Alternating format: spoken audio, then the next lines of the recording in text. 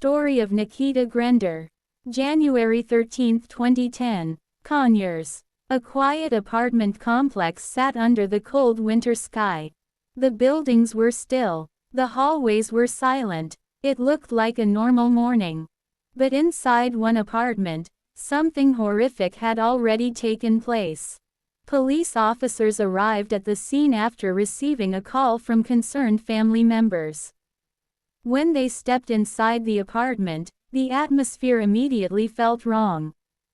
The living room showed signs of chaos. Furniture had been moved. Objects were scattered. The silence inside the home felt heavy. In one of the rooms, officers discovered the body of 34-year-old Nikitta Grender, known to many as Nikki Whitehead.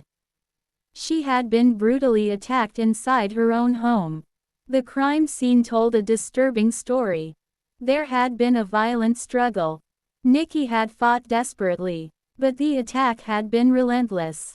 The brutality shocked even experienced investigators. Nikki Whitehead was a mother raising twin daughters.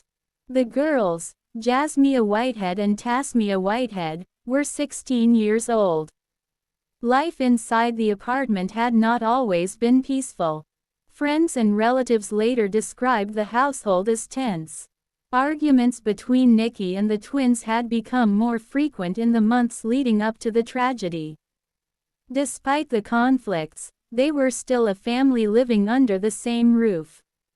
No one outside the apartment truly knew how intense the situation had become. Investigators began reconstructing the final hours before Nikki's death. The previous evening had been filled with arguments. Voices were raised. Emotions were running high inside the apartment. At some point during the night, the confrontation turned physical. The argument escalated into a violent fight. Inside the apartment, a brutal struggle unfolded. Nikki fought to defend herself. Evidence later showed signs of resistance throughout the room. The fight was chaotic and desperate. But the violence continued. The confrontation ended with Nikki Whitehead losing her life inside her own home.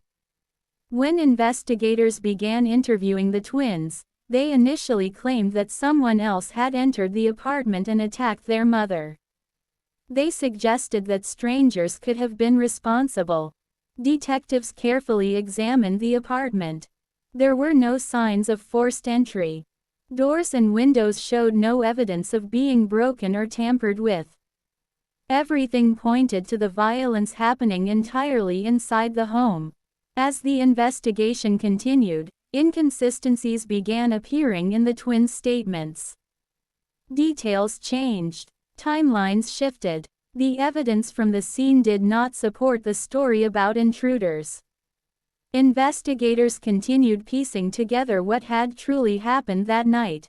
The confrontation between Nikki and her daughters had spiraled into uncontrollable violence.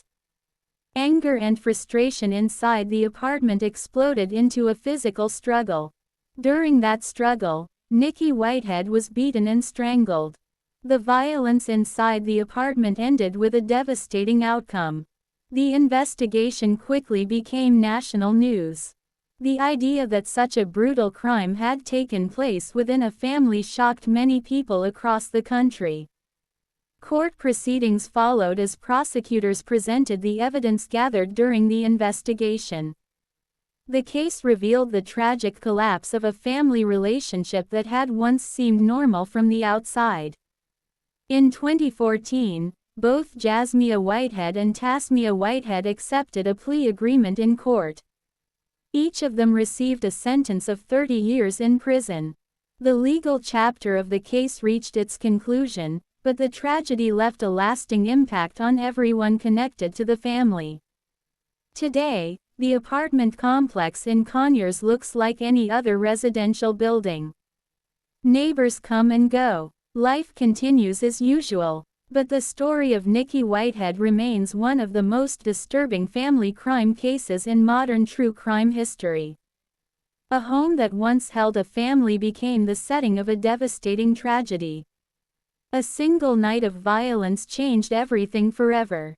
The silence inside apartment 506 now holds the memory of a life that ended too soon.